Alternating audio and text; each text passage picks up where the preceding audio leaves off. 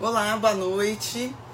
Meu nome é Denise de Carvalho, eu sou médica, sou cirurgiã do aparelho digestivo e endoscopista digestiva.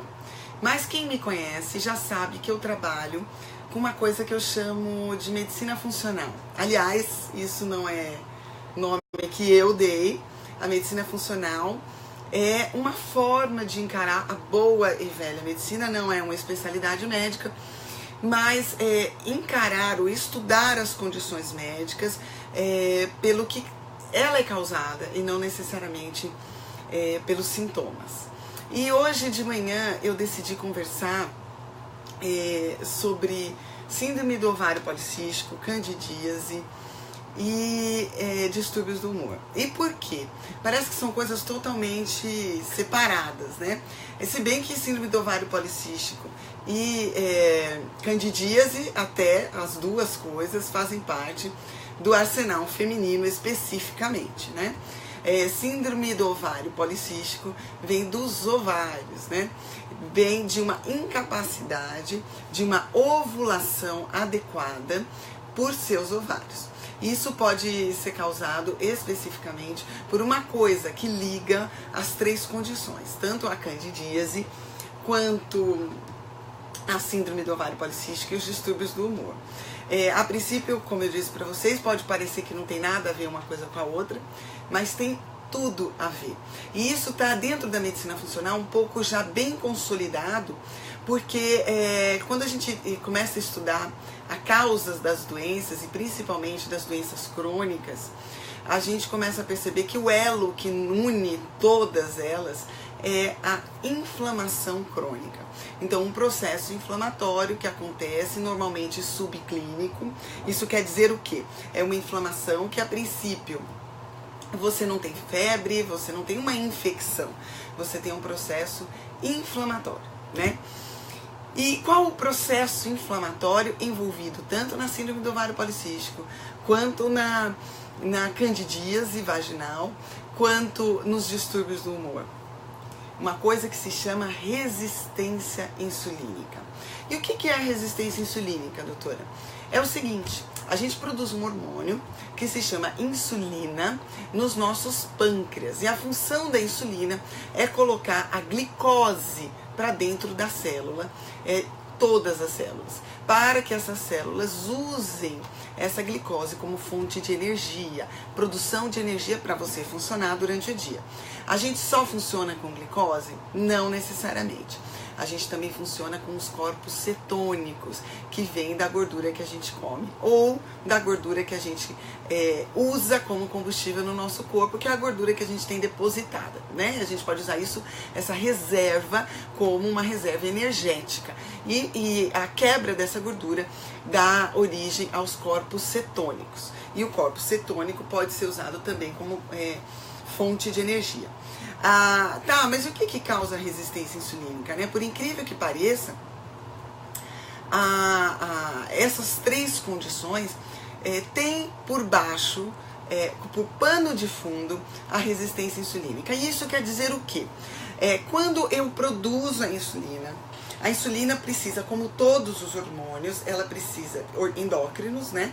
Ela é produzida por uma glândula endócrina, que é o pâncreas. Aliás, o pâncreas é uma glândula mista, porque ele também é exócrino, quando ele produz as enzimas digestivas, né? Pra gente conseguir digerir o que a gente come. Mas o pâncreas, como glândula endócrina, ele produz um dos seus hormônios, é a insulina. A insulina cai na circulação sanguínea, estimulada pela glicose, e ela se liga a um receptor nas nossas células, que vai fazer com que a porta se abra para a glicose entrar. Então eu venho com a insulina, se ligo a um receptor, esse receptor, por sua vez, desencadeia essa abertura de porta para a entrada da glicose. Então, toda vez que eu falo num hormônio, eu tenho que pensar na sua produção, na sua viagem através do meu corpo, até que ele chegue à célula que vai receber essa informação, que tem o receptor, e o receptor. Então eu tenho que ter uma boa produção desse hormônio, uma boa viagem dele pelo meu corpo todo, e eu tenho que ter a ligação com o receptor eficiente. Para ocorrer a síndrome de resistência insulínica, eu tenho que ter um defeito em algum desses três mecanismos, né? A gente sabe que normalmente esse efeito é causado porque eu estimulo demais a insulina. Quando a insulina começa a subir demais, por quê? Porque eu consumo muito, aí nós vamos entrar no grande vilão das três condições, que é o açúcar.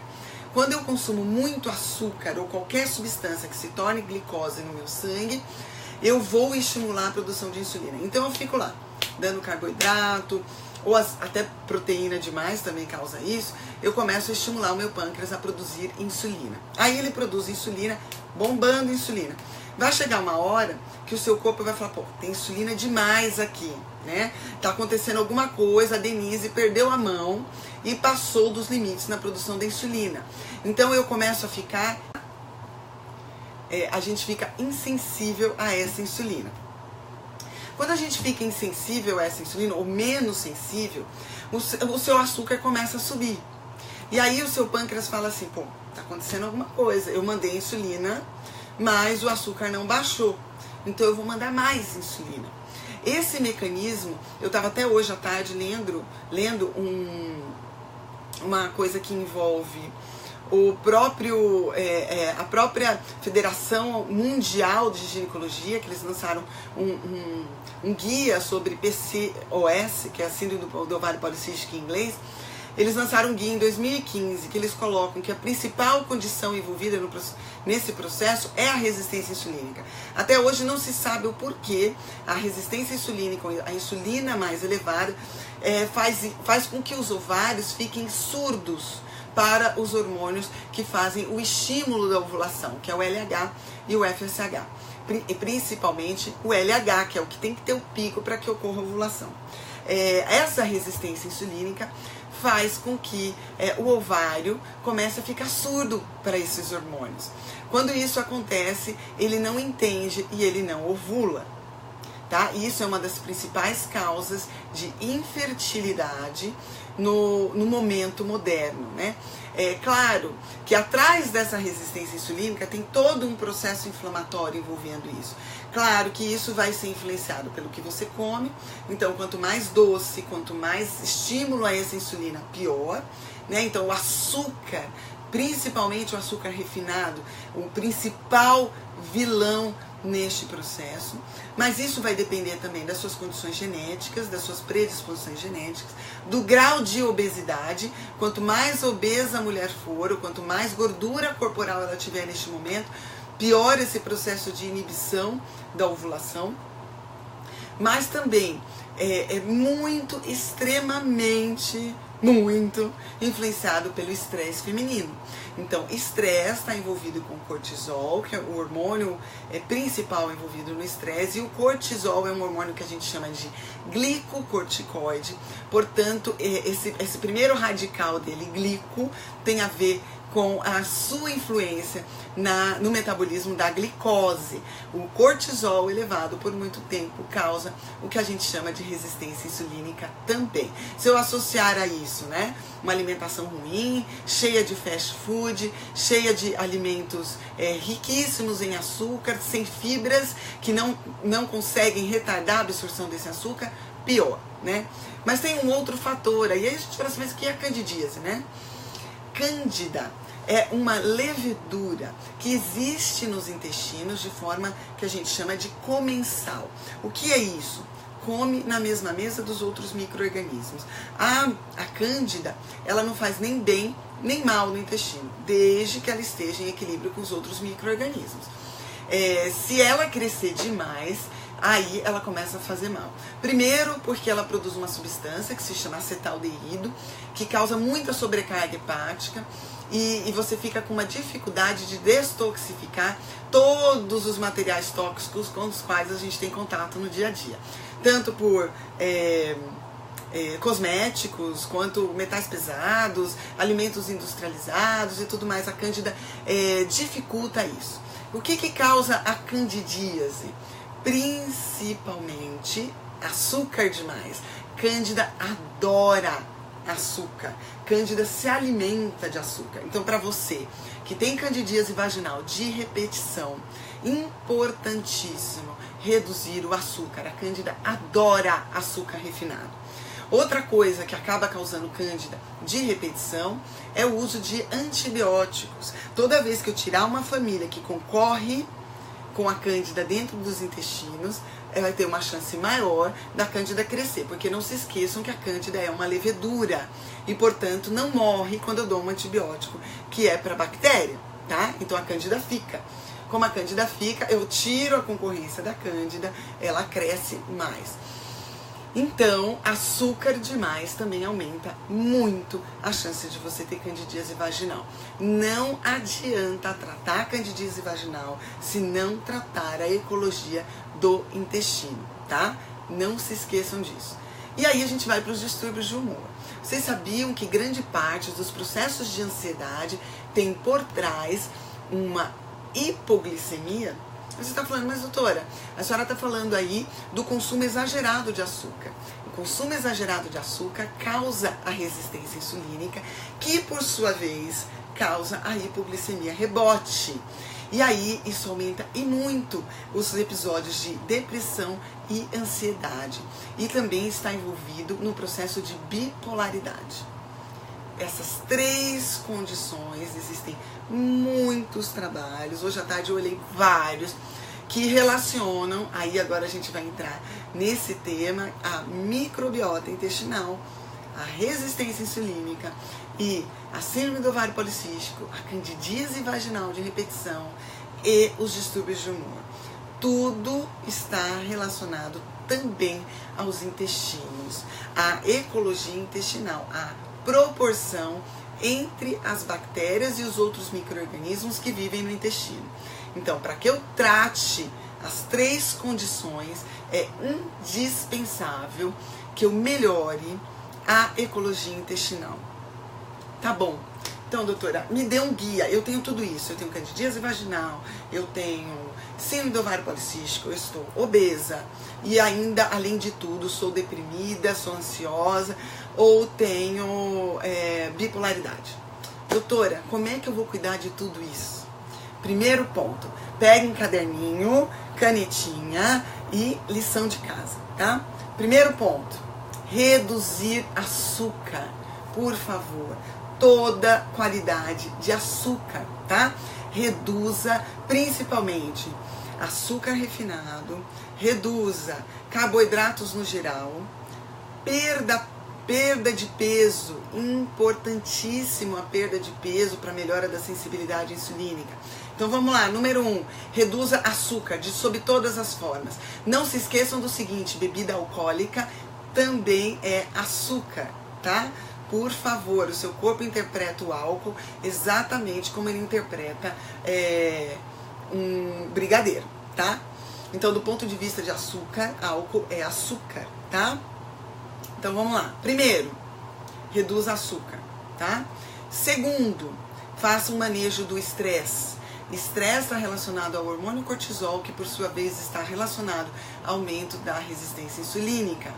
Reduzir o estresse ou manejar o estresse. Como eu vou fazer isso, doutora? Eu não posso falar para você não se estresse, mas você pode mudar a forma como você encara seu estresse, você pode mudar, inclusive, a qualidade de sono, priorizar o sono, diminuir o estímulo sobre você, se preocupe com o que você pode resolver. Aquilo está fora da minha capacidade de resolução hoje, amanhã eu penso nisso. Tá? Você mesma é responsável muitas vezes pelo aumento desse estresse. Você cria esse estresse, tá? Então, 1, reduza açúcar. 2, maneje esse estresse. Outra forma também da gente melhorar o manejo desse estresse é yoga, pilates, meditação. Não tem dinheiro, doutora? Entra no Google, tem um monte de vídeo mostrando como se medita, como você se reconecta com o seu eu interior, vai andar descalça, vai tomar sol, contato com a natureza, descarrega essa energia ruim, tá? Priorize o seu sono, sono de qualidade, sai da internet, sai da televisão, passou das 9 da noite, acabou. Tá? Eu não mexo em computador, internet, nada disso à noite. Eu não mexo, nem e-mail eu respondo, nada disso, porque meu sono é valioso. Eu já tenho muito estresse e eu preciso equilibrar esse estresse, tá? Então falamos duas formas daí da gente melhorar essa resistência insulínica. Número 1, reduzir açúcar. Eu vou bater de novo nesse ponto, porque isso é essencial. Segundo, manejo do estresse, tá? Terceiro, atividade física. Músculo é um tecido extremamente saudável e melhora em muito a sua sensibilidade insulínica. Não estou falando que a gente vai ficar tudo marombada, tá? Reduzir gordura e aumentar músculo melhora a sua composição corporal e melhora a sua sensibilidade insulínica. A atividade física é essencial para as 3 condições: síndrome ovário policístico, candidíase vaginal de repetição e distúrbios do humor, tá? E número 4, vamos melhorar a ecologia do seu intestino. Vamos tratar disbiose. Como é que eu trato disbiose? Gente, cada pessoa é uma pessoa. Mas, de modo geral, melhorando a digestão, primeiro passo. Como é que eu melhoro a digestão? Você pode fazer enzimas digestivas, ou você pode melhorar a sua relação com a comida. Pare tudo que você está fazendo. Outro dia aí eu tenho um vídeo falando de crianças que comem na frente do celular, né? Que não tem o mindful eating. Então tenha o comer consciente. Pare, respire, preste atenção nessa comida na sua boca, mastigue muito bem, muita gente não faz isso. Emulsifique o seu alimento na sua boca com a saliva. Bastante, deixe uma pasta na boca, daí você engole, você já começou o processo de digestão que a gente chama de digestão cefálica, e isso vai ajudar a emulsificação pelas enzimas digestivas. Se você é idoso ou toma inibidores de secreção ácida, você tem uma maior dificuldade dessa emulsificação. Então você pode juntar, junto com o seu alimento, algumas frutas que ajudam na digestão. As 2 principais, kiwi tem bastante enzima digestiva que pode ajudar você no processo digestivo, e limão, nossa, essencial o limão, né, para ajudar nesse processo digestivo, e o abacaxi também, tá? Então você pode colocar o limão espremido numa água, comer um pouquinho de kiwi no meio da refeição ou logo depois, e o abacaxi também, para melhorar a eficiência digestiva. Você pode fazer suplementação de enzimas digestivas também, mas para isso você vai ter que procurar um médico que entenda disso ou um bom nutricionista funcional, tá? Então comece a melhorar o seu processo digestivo assim, mastigando com calma, emulsificando o seu alimento e usando esses ajudantes. Especificamente o limão ajuda muito no processo da digestão. Além disso, evite usar antibióticos o quanto possível, porque o antibiótico muda a composição das bactérias intestinais e por isso aumenta esse processo inflamatório e aumenta a resistência insulínica. E consuma alimentos probióticos. Então existe aí o kefir, tá? Que eu já doei muito kefir, mas você pode usar o kefir de água ou o kefir de leite. Tá? Existe, por exemplo, o chucrute, né, que é o fermentado de repolho, tão comum na Alemanha, né, um país que tem isso como tradicional, mas tem vários vídeos no Google, aí no YouTube, que mostram como você pode fermentar os seus vegetais em casa, tá? Existem cursos que ensinam você a fermentar o seu alimento em casa. A microbiota saudável também ajuda você a digerir adequadamente o seu alimento, tá? Outra coisa, ingira fibra. Várias pesquisas mostram que a gente é muito deficiente em fibras no dia a dia. A gente teria que consumir pelo menos 100 gramas de fibra por dia. Nós não chegamos a 30 gramas normalmente. Principalmente os consumidores de alimentos industrializados, que são muito pobres em fibras. Alimentos industrializados não tem fibra para durar mais na prateleira. E por isso você fica deficiente em fibra. Como que eu faço para ingerir fibra, doutora? Alimentos ricos em fibras são verduras, legumes, grãos integrais, de preferência legumes e verduras, porque tem menos carboidrato. Eu acabei de falar para vocês que o carboidrato é o que se torna glicose. Então a gente tem que evitar, tá? Evitar principalmente os refinados. Mas se você tem um grau razoável de obesidade, é importante evitar todos os carboidratos e fazer uma alimentação muito rica em fibras. Alcachofra, folhas, que mais? Aspargo, que agora aqui, pelo menos aqui em Campinas, está muito caro, não sei aí para vocês, mas aí fica difícil. Mas todas as outras alimentos ricos em fibras e gorduras boas também, estamos aí falando do coco, abacate, que pode ajudar vocês também. Além disso, uma coisa que todo mundo esquece: água. Beba água, leve a sua garrafa de água para onde você for. 3 litros, de 2,5 a 3 litros de água por dia. Isso vai depender do seu nível de atividade física, do seu estado cardiovascular, mas também do calor, né? Ambientes com mais calor ou com uma temperatura muito elevada, vai precisar que você aumente o consumo de água. Nós esquecemos de consumir água e por isso nós acabamos matando também a nossa microbiota de sede, tá? E matando as fezes de água. Vocês sabiam que nas fezes a gente elimina de 100 a 200 ml de água por dia, né? Então as fezes não são secas e nem devem ser. Se eu tomar muito pouca água, eu vou deixar essas fezes muito secas e aí eu vou aumentar mais ainda a chance de disbiose, porque eu vou fazer constipação. Tá? É preciso encarar o intestino como órgão, na verdade como um conjunto de órgãos, né, o trato digestivo, principal da sua saúde. Ele envolve tanto o metabolismo da glicose, portanto da resistência insulínica, e vai influenciar também a sua síndrome do ovário policístico, sua obesidade, sua candidíase vaginal e os distúrbios de humor. Chequem na página que eu mostro aí alguns trabalhos que falam inclusive da melhora do humor com a suplementação de probiótico.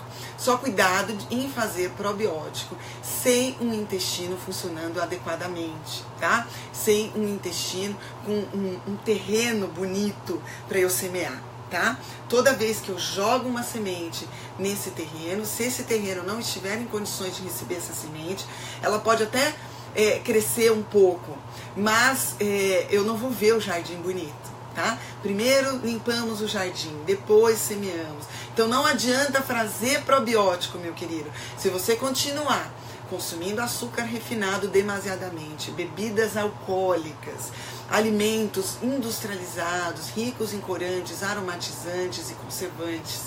Opte sempre pela natureza, pelo que a natureza te dá.